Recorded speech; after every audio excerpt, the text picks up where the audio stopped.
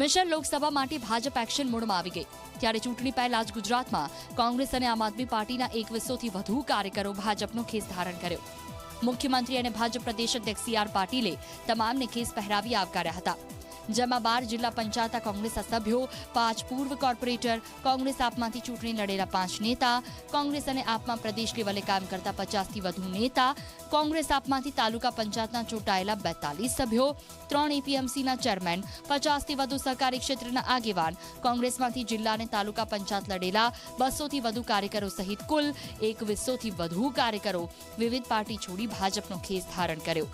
લોકસભા પહેલા મોટું ગાબડું પડતા કોંગ્રેસ અને આપની મુશ્કેલીઓ હવે વધી ગઈ છે. જે કોંગ્રેસ જ્ઞાતિના ભાગલા પાડતી હતી, જે ભાષાના ભાગલા પાડતી અને રાજ કરતી હતી, આજે મોદી સાહેબે એક જ્ઞાતિવાદને નાબૂદ કર્યો છે. અમે સૌ પણ આપની સાથે જોડાઈને આપણે ગુજરાતને વધુ ઝડપમાં વધુ આગળ વધારવાનો સંકલ્પબદ્ધ છીએ.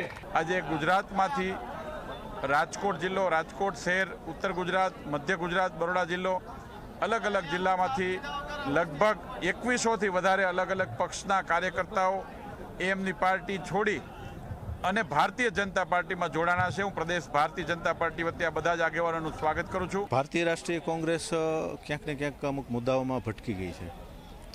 સારા ભારતમાં જે રીતે રામમય વાતાવરણ છે એમાં પક્ષાપક્ષી કરી અને ખોટા મતાંતરો ઊભા કરવા એ વ્યાજબી વાત નથી.